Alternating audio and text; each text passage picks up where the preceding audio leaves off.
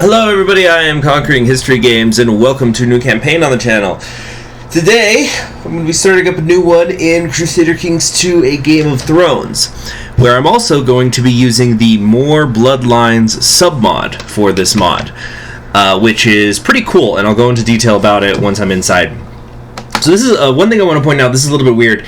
It says that I'm on version 2.1, but before when I played my Aegon Goes East campaign, I was on version 2.1. But then when I tried to use the sub mod, which is only compatible with version 2.2, it would just void a bunch of images from the game and it would crash. So then I used the new link to 2.2, and now the sub mod works, but it still says version 2.1 here in the corner. But it's supposed to be 2.2. Just throwing that out there.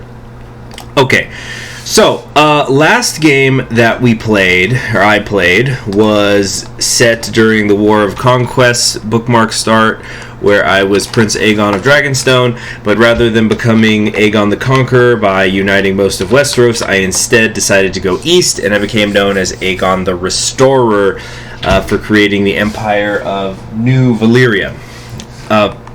But that's a really combat-focused start, and obviously there's the dragons involved, and whenever the dragon's involved, it just totally changes how the combat works, because everything has to basically be subservient to them.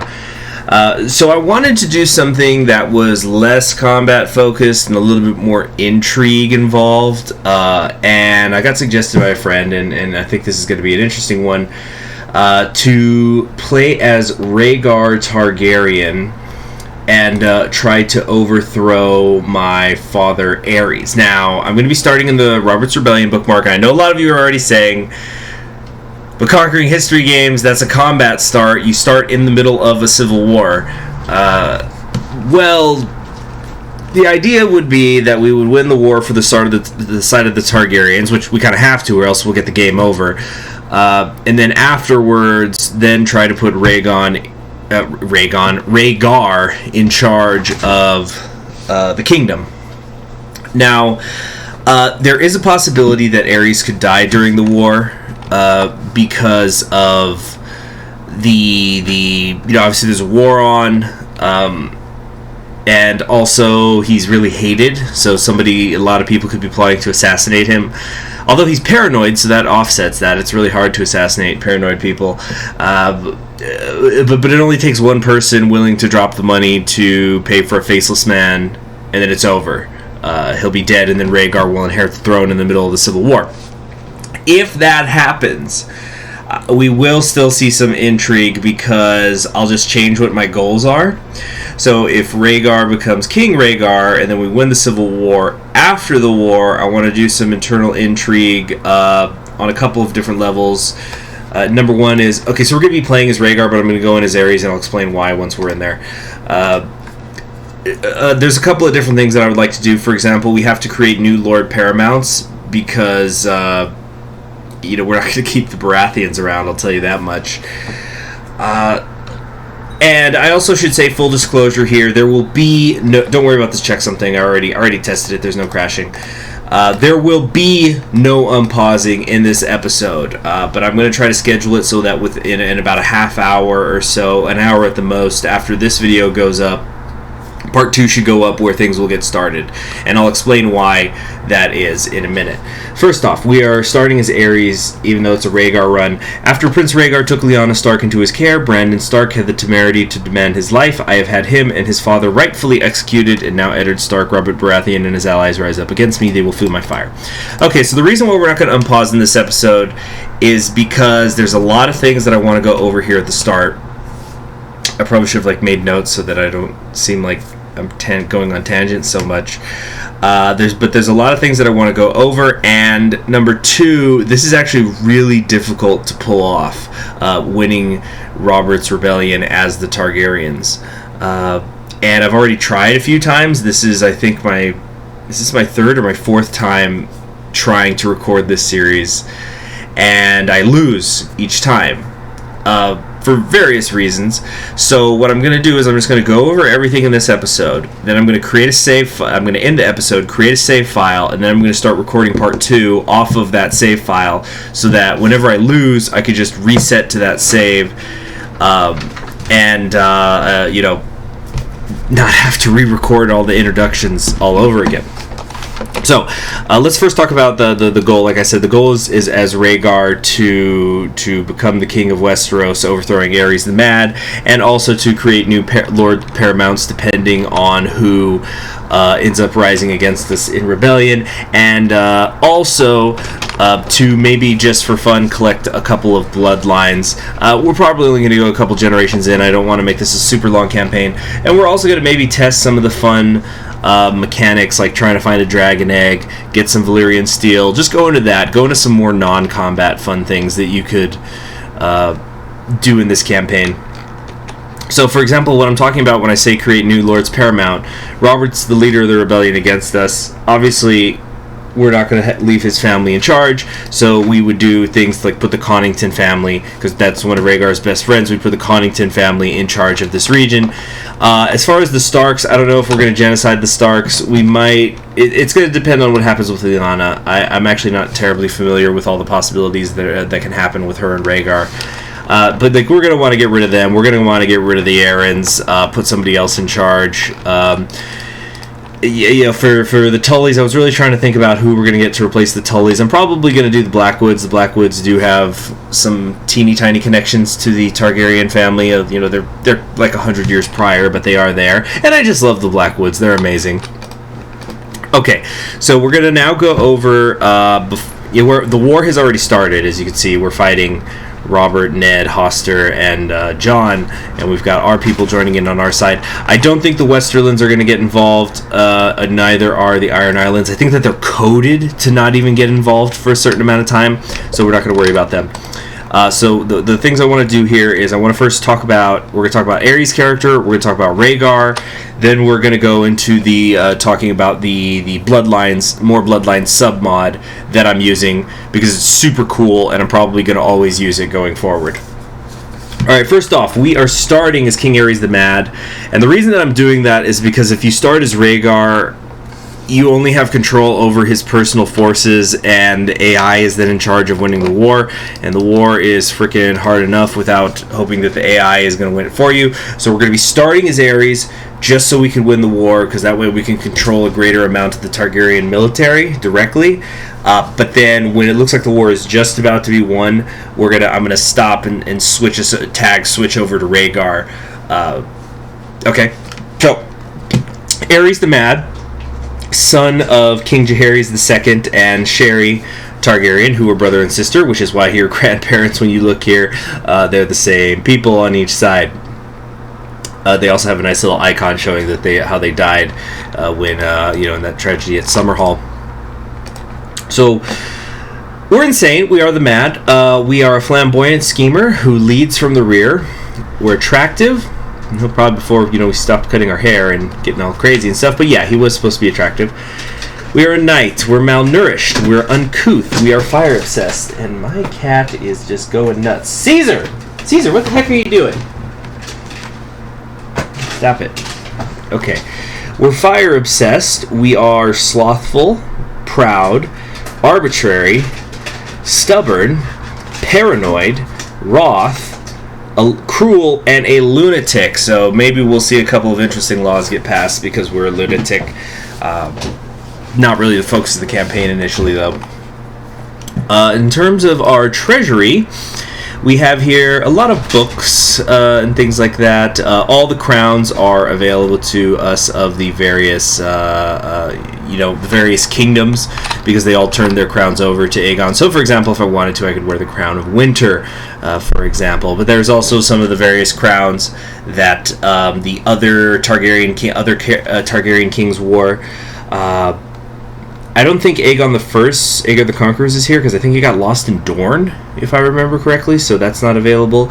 But right now we're wearing Aegon the Unworthy's crown, and every single crown does the same effect. It just increases prestige and vassal opinion, so it's strictly an aesthetic thing. So, for example, if I wanted to wear Maekar's crown, it switches here, and then once I unpause, it'll switch there too. But we're not going to do that. We're going to stick with Aegon the Unworthy. I think it's pretty appropriate.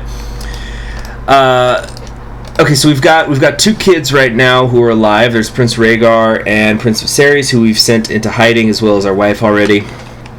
There's all these stillborn kids that we've had over the years, and I think Rhaella, while she doesn't start pregnant, she's coded to become pregnant almost immediately. Now, the character who we're really going to be playing once we're done with the rebellion is Rhaegar of Dragonstone, our son, who doesn't like us very much. He wants control of the High Lordship of Driftmark. Oh, I can fix that in like 2 seconds. You know what? Let me just do that real quick. Okay, too easy. Yeah, for some reason we personally controlled Driftmark when that really should be under Rhaegar because he rules the Dragonstone area. Anyway, Rhaegar. He's our son, and not very, and much, much better than us.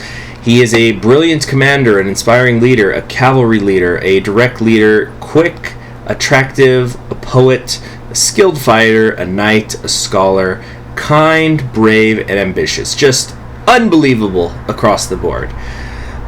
In his treasury, he has his own personal set of armor, as well as a harp, as well as a lute. These both increase his sex appeal, which I think is funny, especially when we combine it with some other things.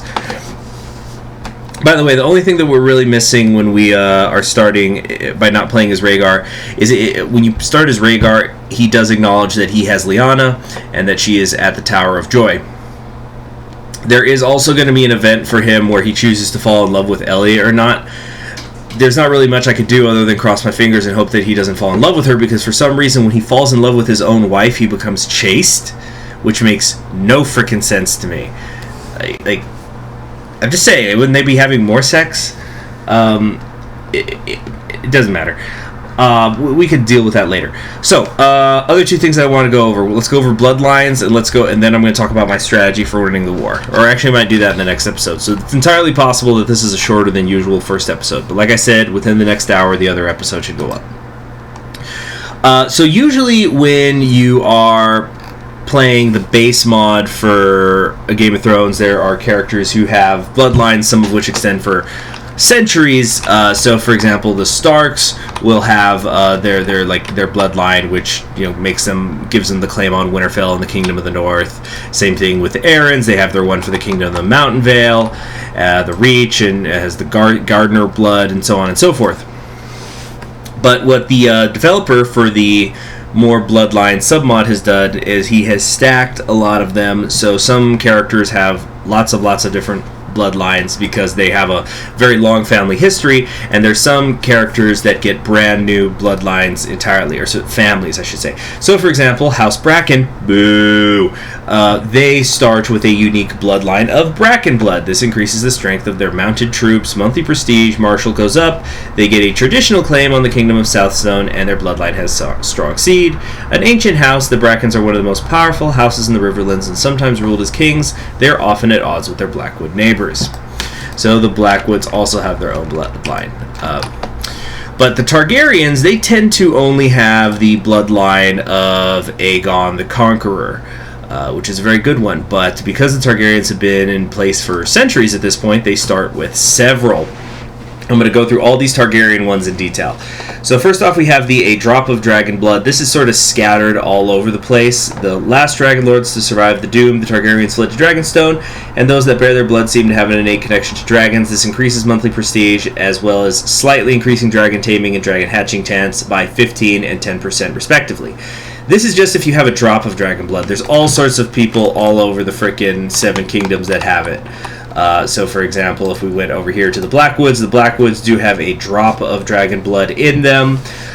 So because they had ancestors that got involved with the Targaryens. So it's not very, very much, but it exists.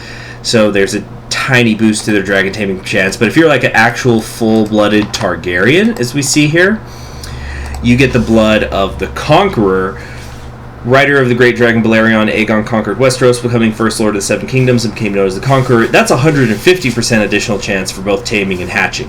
So this drop's only a tenth as strong. Less than that, really, with hatching. So this increases monthly prestige, but it lowers piety, increases personal combat skill, increases martial. Then down here we have the blood of the Conciliator and the Good Queen. So this was the grandson of Aegon, ruling with his sister wife Alysanne. Jaehaerys was a wise king known for abolishing First Night, building the King's Road, and for fostering peace throughout Westeros. Very good bloodline here, increases diplomacy, piety, monthly prestige. Learning, vassal opinion is a flat +5. That's very cool, and characters tend to have their counselors be loyal. Now, some of you are probably already thinking, isn't all of these bloodlines, because there's a lot of them all over, it's like, aren't all these bloodlines kind of overpowered? Well, yes and no. If you start to stack some things, yeah, it'll get really, really crazy, but it's mostly just prestige boosts, and not, prestige boosts, and not all of them are good bloodlines. So, for example, we're going to skip over Viserys here for a second, although I think it's great that he got a bloodline. I'm a big Viserys fan, and I can't wait to learn more about him in Fire and Blood Part 2, which I genuinely care more about than finishing the actual main A Song of Ice and Fire series. So, the vile blood of the Mad King, we have our own personal blood. This lowers our monthly prestige, lowers general opinion by 10, and then there's a stacked vassal opinion -5.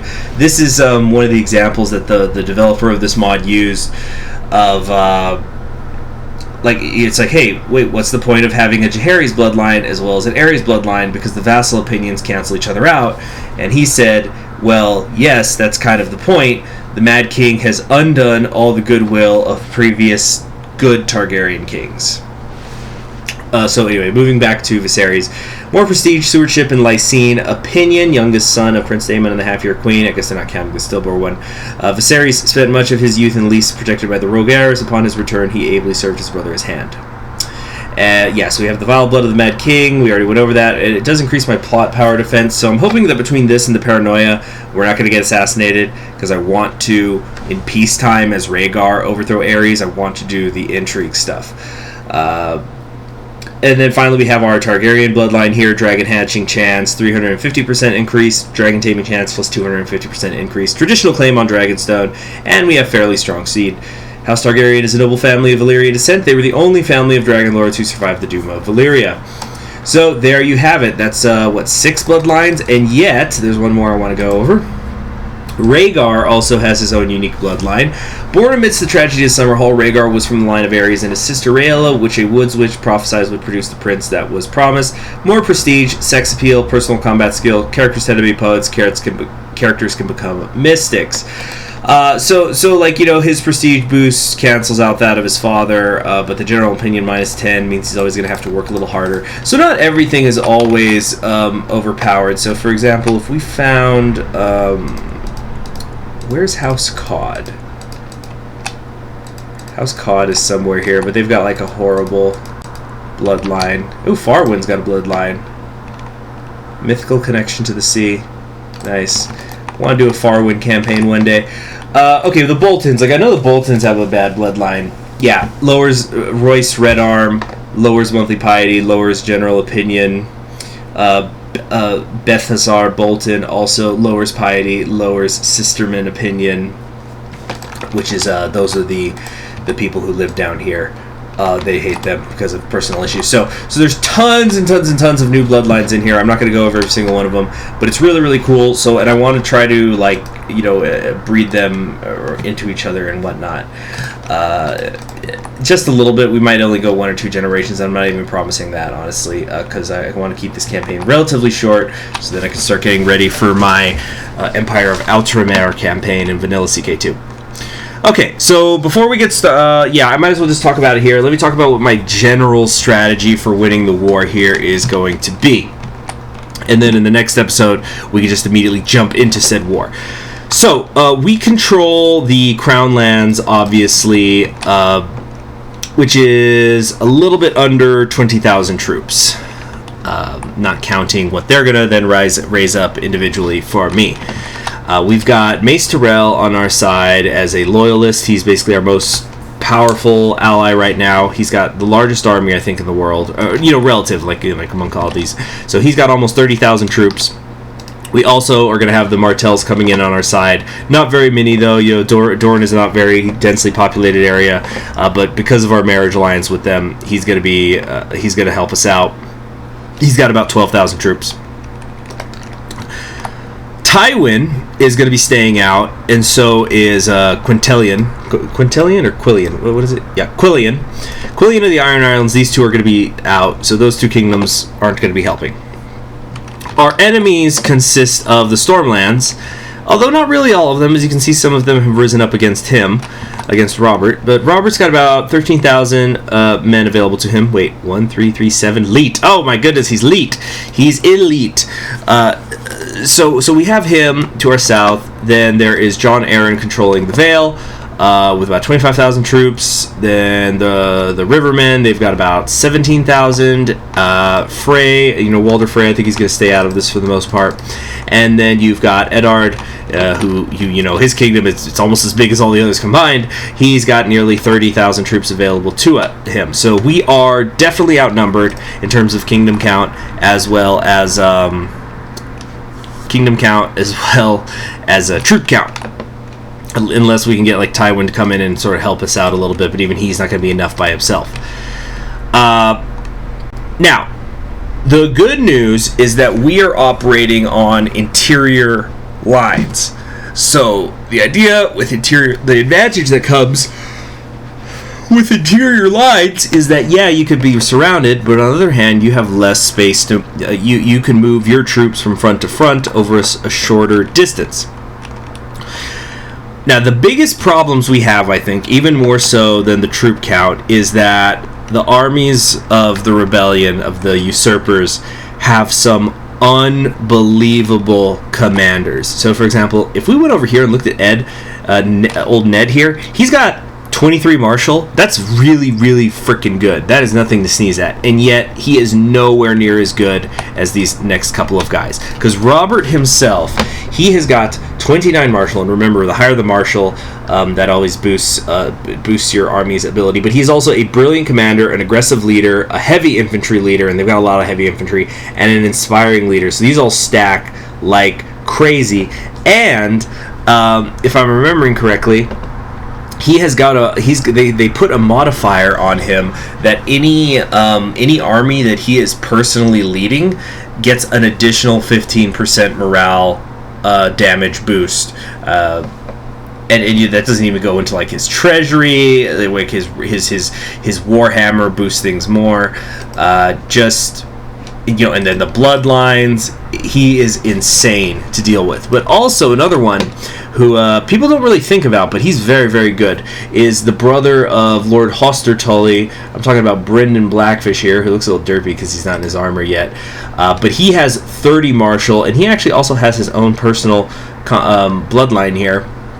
Younger son of Lord Tully, Sir Brynden Tully, known as the Blackfish, was an exceptionally skilled warrior who, during the War of the Nine Penny Kings, proved himself a great and worthy knight and gained fame and renown throughout the Seven Kingdoms. So, boost to cavalry, martial, it's there. So Blackfish and Robert, just crazy commanders that we're gonna have to deal with somehow.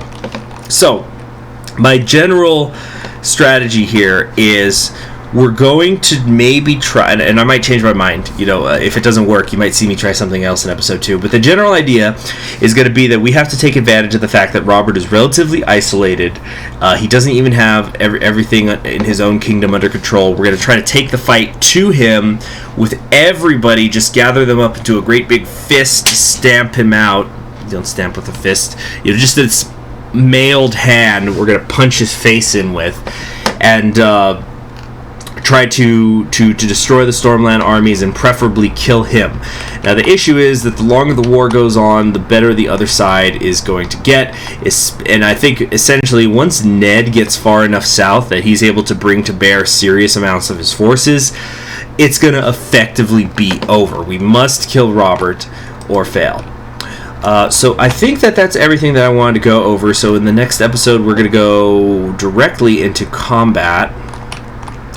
Was there anything else I wanted to go over? Yeah, I don't know how we could possibly get Tywin to join us. I don't think it's going to happen. Yeah, we're considered to be rivals. He's angry at me. He just freaking hates me right now. He's maxed out on his hatred toward me. I could maybe try to do some sort of betrothal into the family, but I don't think that would be very much in character. But we've got to win the war, and as soon as we win the war, we're going to switch over to Rhaegar, and then we'll start plotting a second rebellion to coup the father. So it's going to be combat heavy at the start, but then we'll get into the intrigue. So thanks very much. I'm Conquering History Games. I will see you all in the next episode. Please be sure to subscribe and click that bell so you'll be notified when that next video goes up. It should be within the hour, but also the series as a whole.